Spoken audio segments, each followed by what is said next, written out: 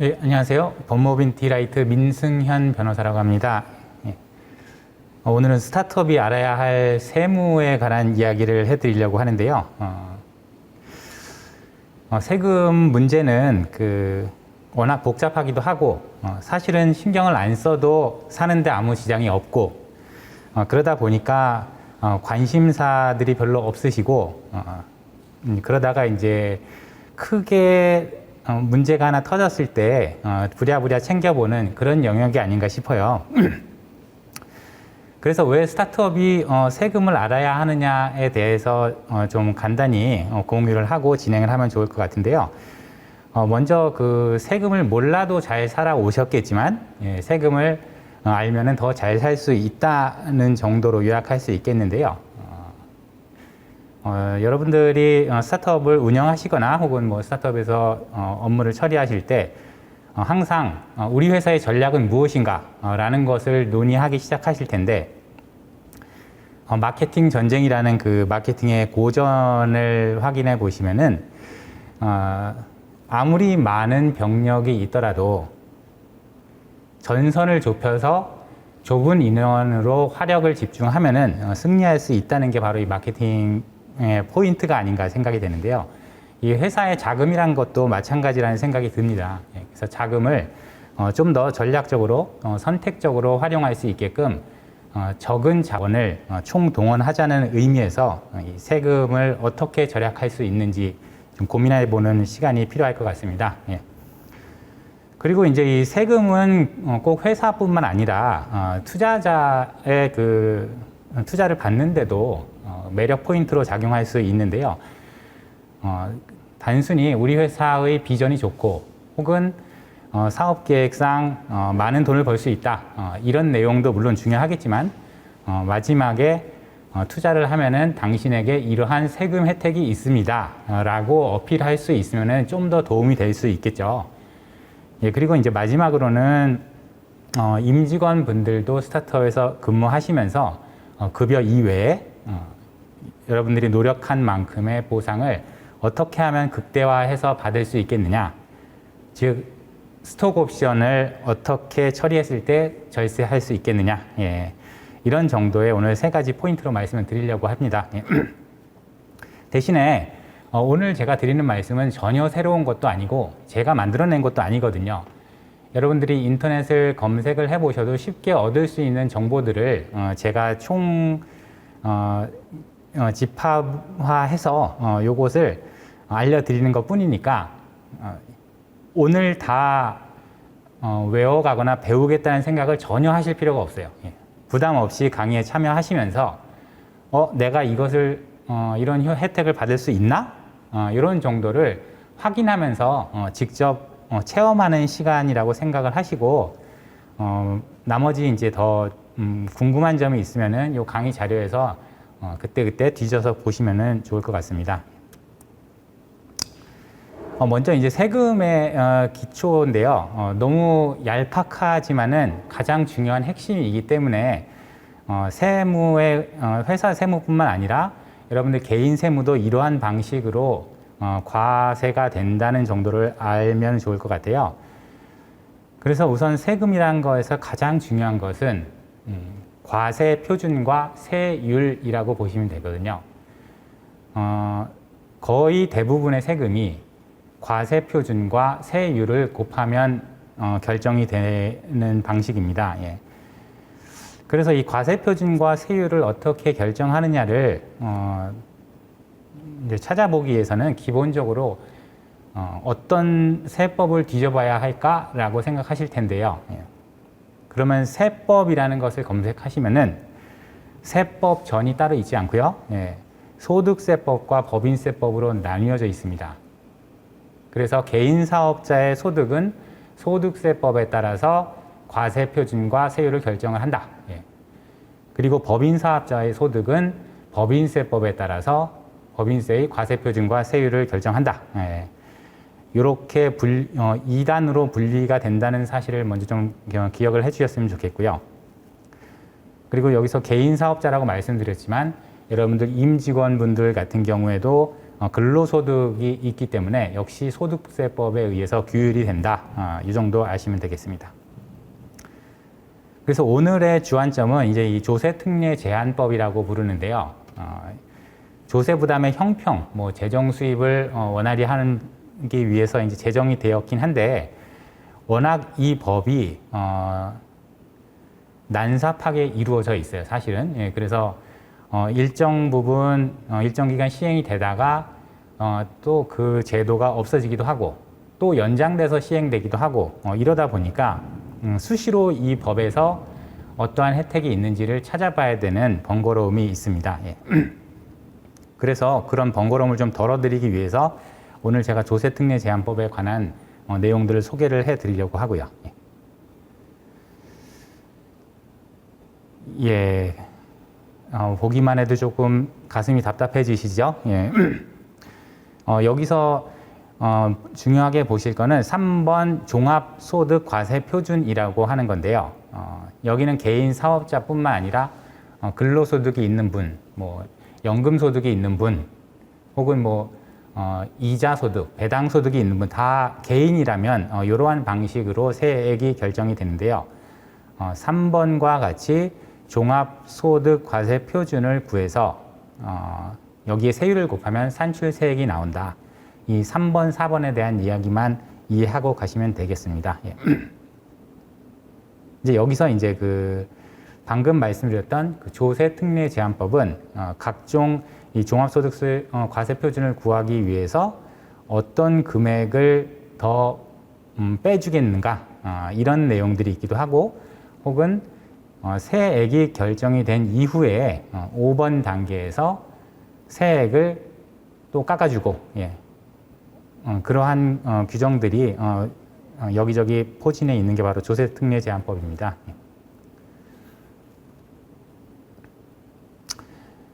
예, 그래서 이거는 뭐 구체적으로 이러한 방식으로 계산이 된다는 거는 나중에 참고하시고요. 이제 스타트업은 개인 사업자 형태로도 있으시지만 법인 사업자도 상당히 많이 있으시죠. 예, 그래서 법인세라는 것은 그럼 어떻게 결정이 되느냐를 간단히 말씀을 드리면 최초의 기업 회계를 통해서 여러분들이 연말마다 결산을 해서 그 세무 조정을 거치면은 세금을 얼마 내야 되는지 이제 그게 이제 확인이 되는데요. 기본적으로 기업 회계라 하면은 재무제표 그러니까 재무상태표 과거에 대차대조표라고 부르던 기업 재무상태표와 손익계산서를 그런 장부들을 기업 회계를 통해서 확인을 하면은 특히 손익계산서상에서 당기 순이익을 얻을 수 있고요.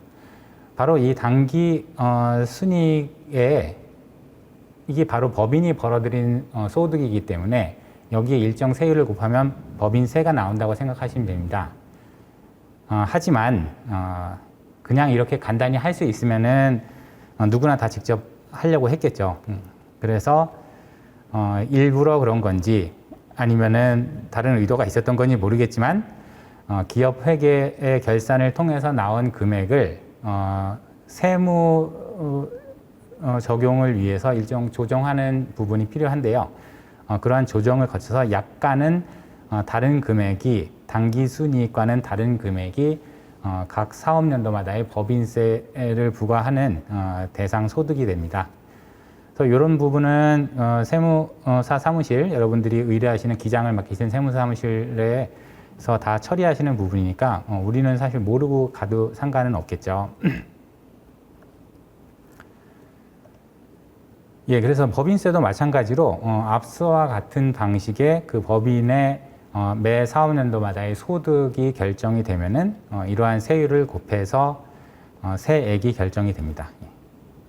근데 세율은 앞서의 그 개인 사업자보다 훨씬 작은 거는 확인하실 수 있겠죠. 예.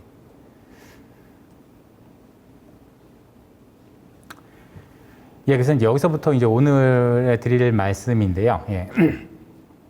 우선 그 우리 스타트업들에 대한 조세 특례 중에 가장 대표적인 것인데요.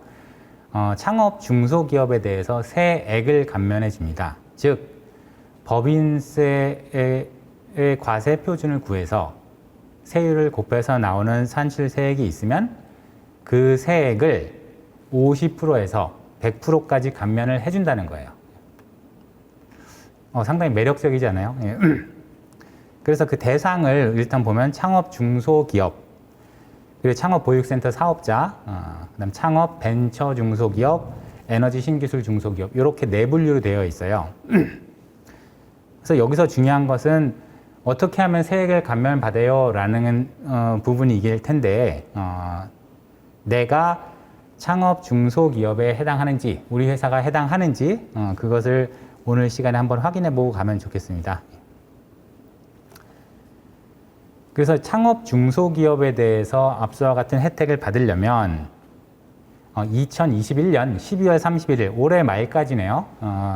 창업 시기가 올해 말까지인 중소기업에 해당해야 합니다. 예. 그런데 체크할 것들이 상당히 많긴 한데요. 예.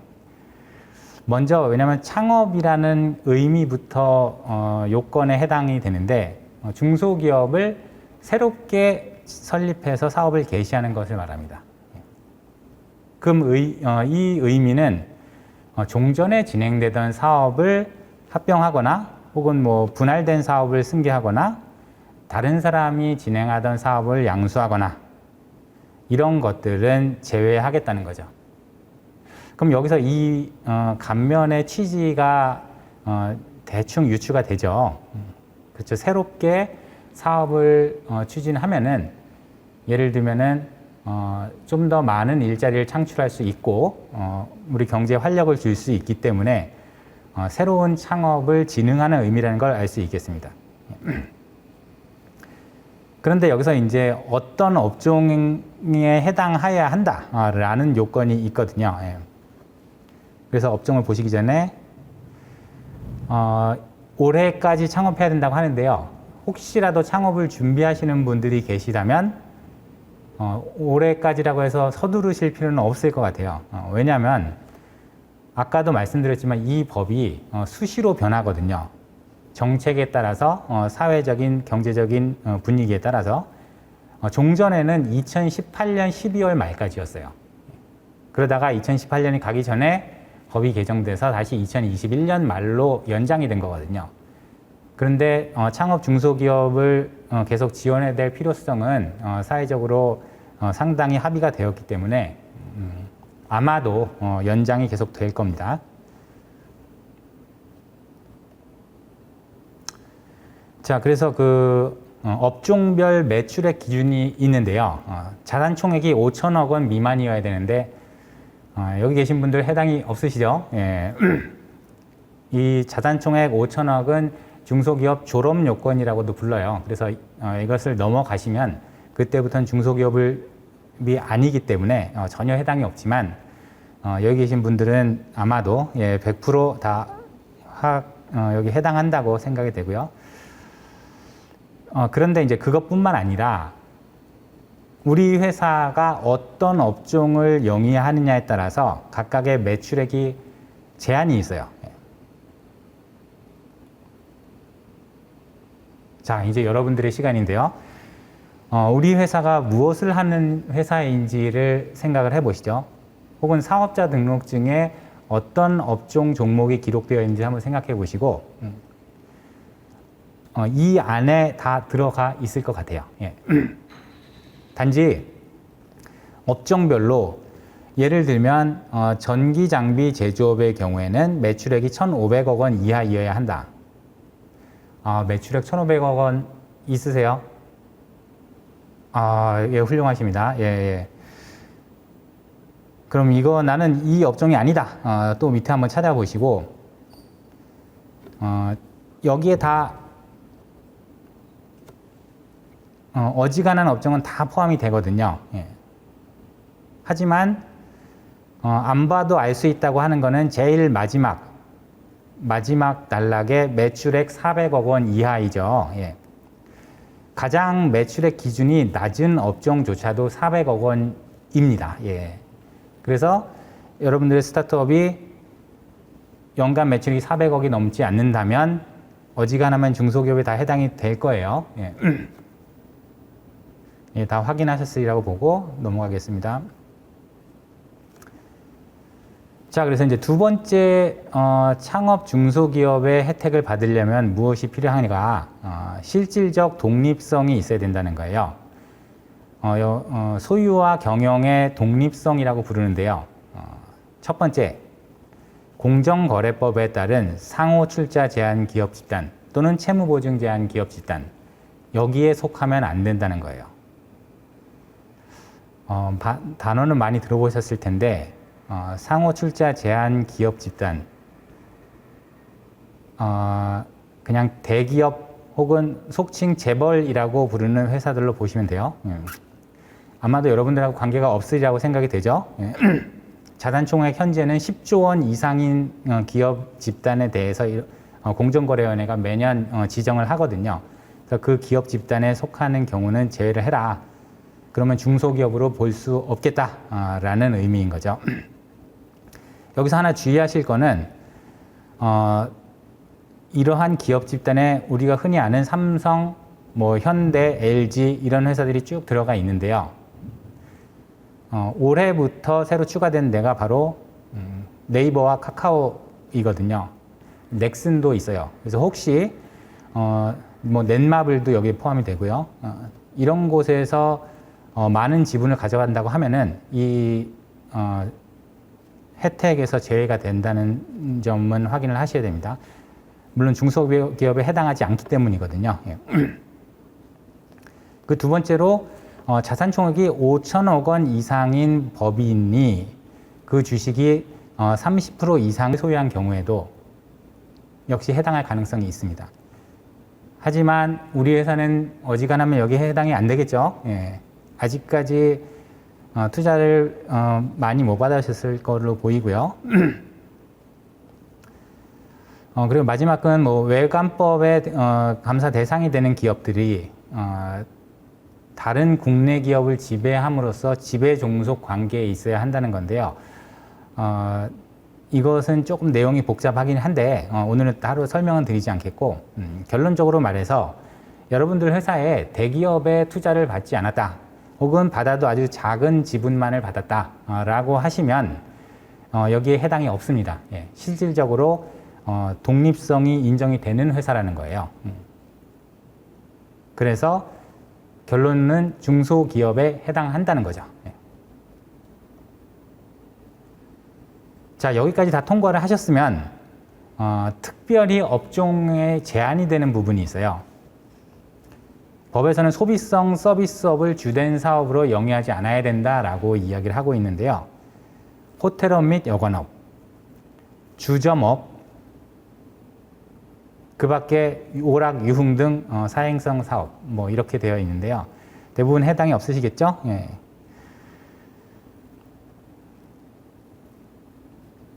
자, 그리고 이제 그 업종에 대한 별도의 또 제한이 있는데요. 많은 업종이 다 해당이 되거든요.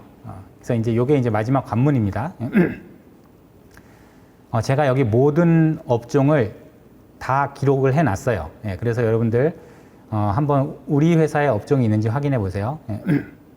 대부분은 있을 텐데 지금 세 번째 그 정보통신업에 보면은 블록체인 기반 암호화 자산 매매 및 중개업은 제외한다고 되어 있습니다. 그래서 블록체인 기반의 회사라 하더라도 암호화 자산을 매매 중개하는 업종만 아니라면 전부 중소기업으로 봐서 세금 혜택을 주겠다.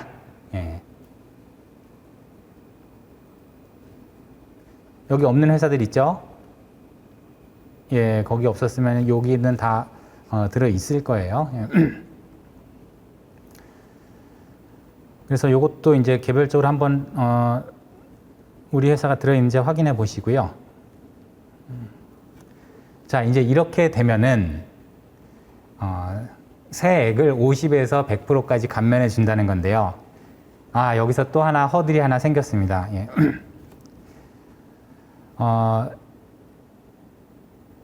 처음에 최초로 소득이 발생한 연도, 그리고 그 다음부터 4년, 그래서 총 5년간 세액을 50에서 100% 감면해 준다는 건데, 쉽게 감면해 줄 리가 없겠죠. 예.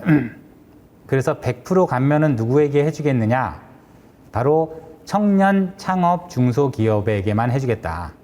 특히 수도권 과밀 억제권역 외의 지역에서 창업한 수도권 과밀 억제권역은 그냥 수도권이라고 생각하시면 돼요. 예. 뒤에 하나 더 확인해 하실 수 있게 보여드릴 거예요. 예. 그리고 50% 감면은 누구에게 해주겠느냐? 청년 창업이지만 수도권에 한 경우 50%. 예. 청년 창업은 아닌데 수도권 외에서 한 경우 50% 좋다. 청년도 아니고 수도권에서 창업을 한다? 감면 안 해주겠대요. 예.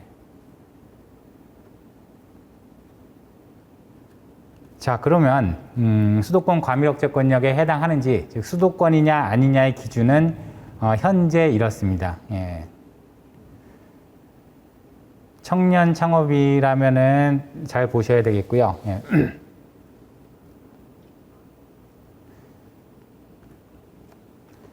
자, 그럼 청년 창업이라는 것은 무엇이냐? 개인 사업자로 창업하는 경우에 대표자가 창업 당시 15세에서 34세까지인 경우. 예.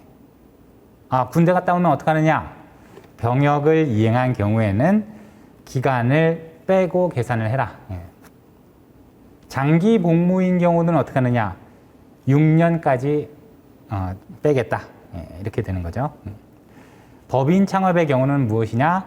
대표자가 그와 같은 요건을 만족을 해야 되고, 그리고 나서 그 법인의 최대 주주이어야 한다.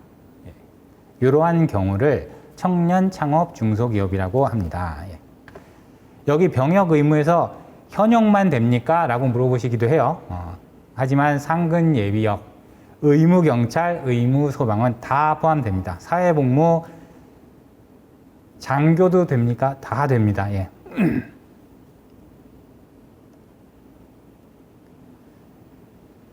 자, 근데 여기서 이제 수도권 과밀억제권 외의 지역에서 비수도권에서 창업한 청년 창업 중소기업의 대표자가 예를 들면 최대 주주의 지위를 잃었다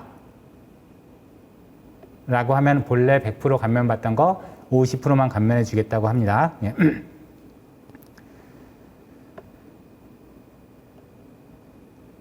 예. 이제 여기까지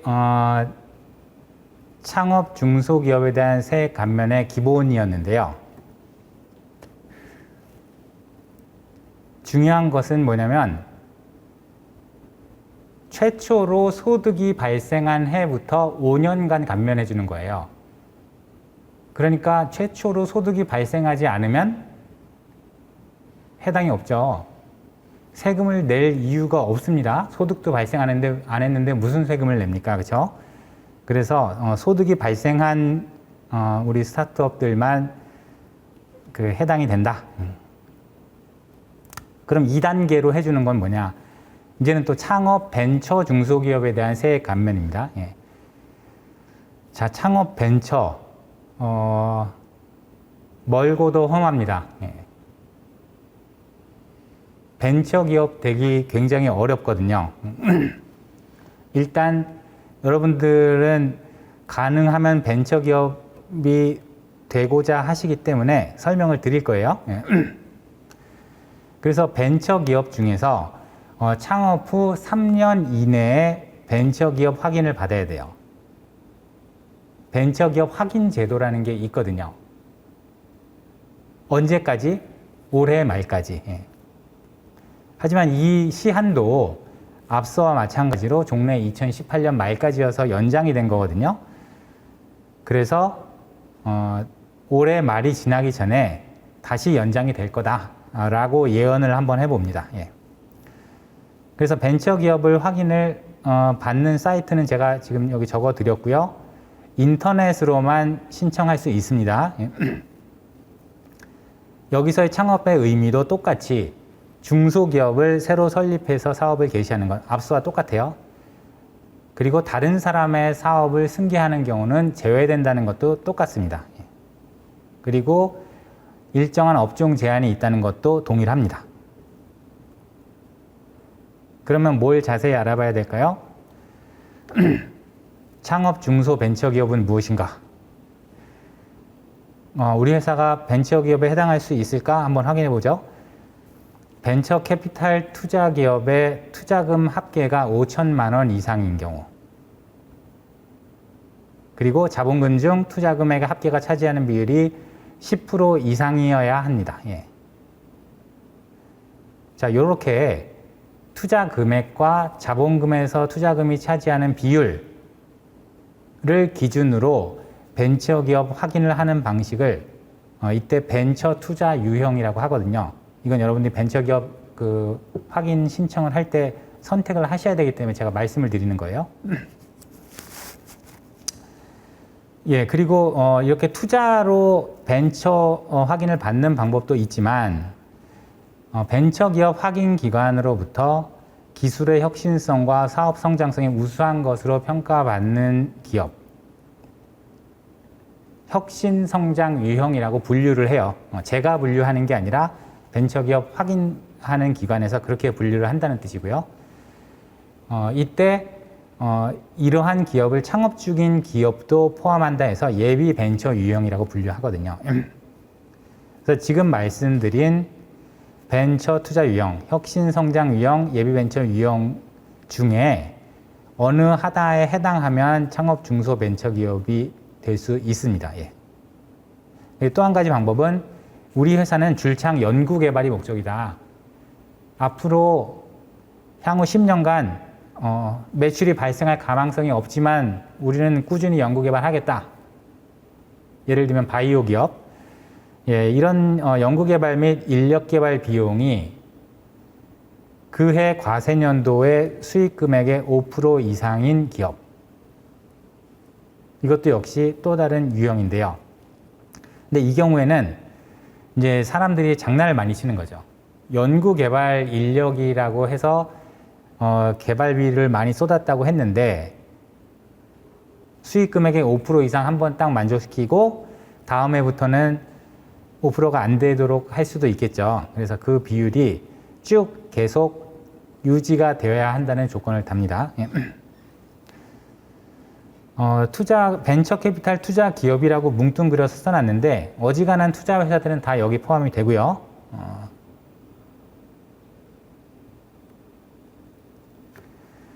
자, 그럼 이러한 창업 벤처 중소기업에 대해서는 벤처기업의 확인을 받은 날, 그 이후로 최초로 소득이 발생한 해부터 5년간, 역시 여기도 소득이 발생해야만 감면도 될 수 있겠죠. 예. 그래서 5년간 그 발생하는 개인 사업자의 경우에는 종합소득세, 법인 사업자의 경우에는 법인세의 50%를 감면해 준다. 상당히 크네요. 여기는 수도권 과밀 억정권역 내이냐 외이냐 가리지 않습니다. 그리고 창업 중소기업에 대한 세액 감면을 받는 경우는 적용되지 않는다. 그렇죠? 왜냐하면 창업 중소기업에 대한 세액 감면은 50% 100%로 더 유리하니까. 예. 예, 대신에 벤처기업의 확인을 받은 이후에 취소가 될 수도 있거든요. 더 이상 벤처기업으로 볼 수 없다라고 취소가 되면은 그때부터는 역시 감면이 적용되지 않습니다. 예. 그래서 여기서 중요한 건 뭐냐? 여러분들이 벤처기업 확인 제도를 이용해서 확인을 받을 수 있으면은 받으시라는 거예요. 예. 얼마나 감면이 되는지는 세무사무실에 확인하면 되겠죠. 알아서 잘 처리해 줄 겁니다.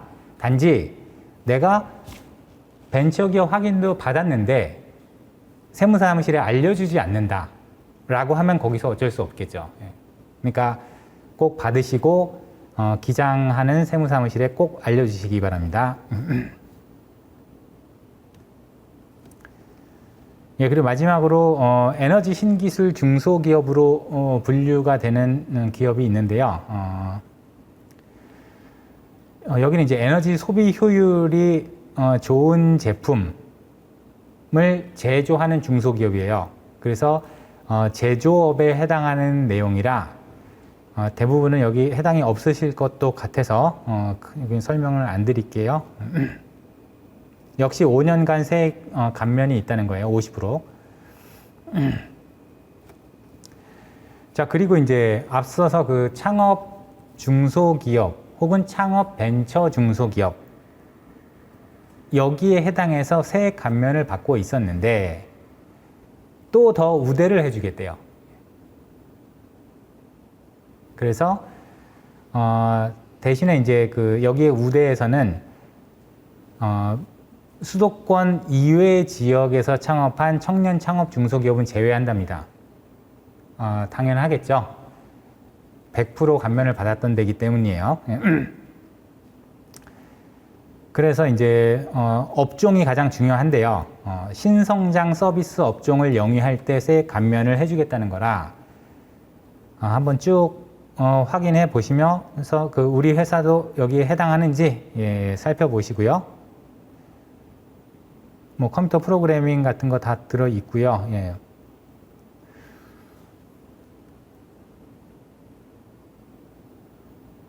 예. 확인되셨으면 넘어갈게요. 그럼 이런 신성장 서비스업에 대해서는 어떤 우대사항이냐? 최초로 세액을 감면받는 과세연도에 예를 들어 내가 그냥 창업 중소기업으로 50% 감면을 받았었는데 그러면 그 감면을 받는 그 해부터 3년간은 75% 세액을 감면해 주겠다는 거예요. 원래는 50% 받았지만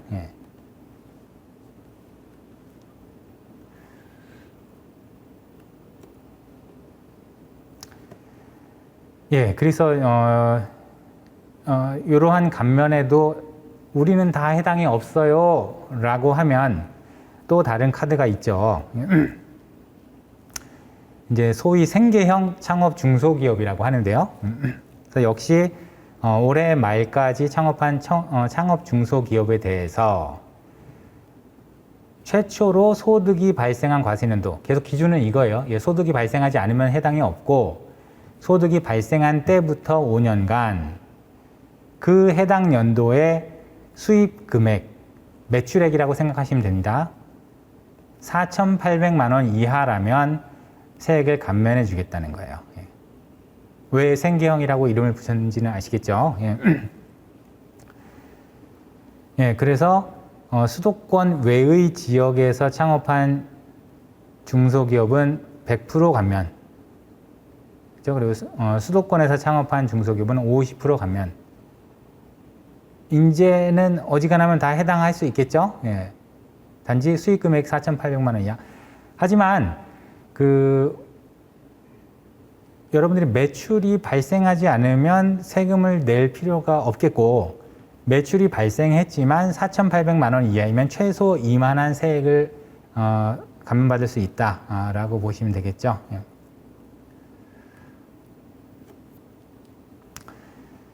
그리고 고용 증대에 따른 세액 감면 제도도 있는데요. 그래서 감면받는 기간 중에 창업 중소기업으로 세액을 감면받는 기간 중이다라고 했을 때 해당 과세연도의 상시 근로자 수가 직전 연도보다 더 많아졌다라면은 세액을 추가로 감면해 주겠다는 거예요. 그렇죠. 사람 많이 고용한 만큼 혜택을 주겠다. 그런데 업종별로 최소 고용 인원이 있어요. 예를 들면은 광업이나 제조업, 건설업, 물류업과 같은 그런 경우에는 최소 10명 이상 고용해야 되기 때문에 우리 회사는 8명에서 10명으로 늘어났어요. 감면이 안 된다는 거죠. 그리고 그 밖의 업종은 5명이 최소 고용 인원이거든요. 그래서 대부분의 여기 참여하신 스타트업들은 이 정도 규모일 것 같아요. 그래서 5명 이상인데 매해 근무하는 직원 수가 늘고 있다라고 하면 추가로 감면되는 내용이 있다. 예. 그래서 여러분들이 그 세무기장을 맡기는 사무실에 역시 우리도 혜택을 받고 있는지 확인해 보실 수 있겠죠. 예, 우선 첫 번째로 그 직장인 창업 진행 시 세무 관련 유의사항에 대해서 물어보셨는데요. 너무 많겠죠. 예, 너무 많은데, 일단 최초 시작은 개인 사업자로, 그 다음에 매출 규모가 커지면 법인 사업자로 간다고 생각을 하시고요. 처음부터 나는 투자를 받지 않으면 이 사업이 의미가 없다라고 생각하시면 개인 사업자에서 법인 사업자로 전환하는 것도 상당히 귀찮으실 거예요.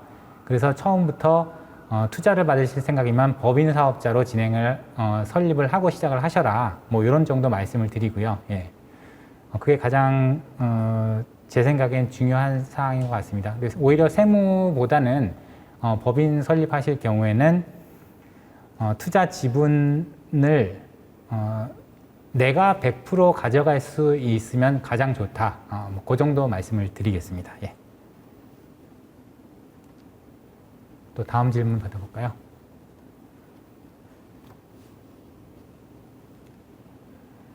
예, 청년 창업 기업 요건에서 대표자의 출자 지분이 40%라고 하면 조건에 부합이 되지 않는 걸로 알고 있습니다. 법인 설립 이후 대표를 변경하여 최대 지분을 보유한 자가 대표가 된 경우 이후부터는 청년 창업 요건에 해당할 중간에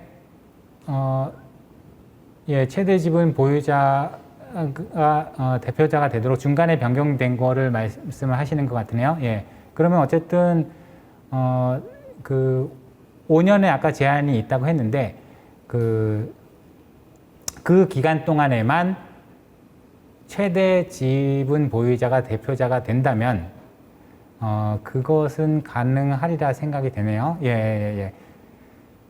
대신에 대표가 변경되면서 뭐 사업 타인의 그 사업을 양수도 하는 내용의 계약이 들어가 있다면 그런 거는 이제 제외가 되겠고요. 예.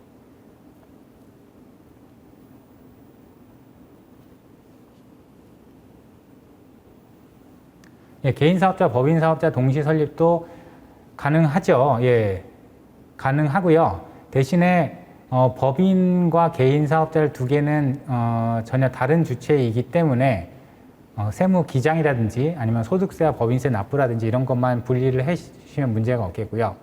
그리고 법인과 개인 사업자 간의 거래가 있다면 법인 사업자의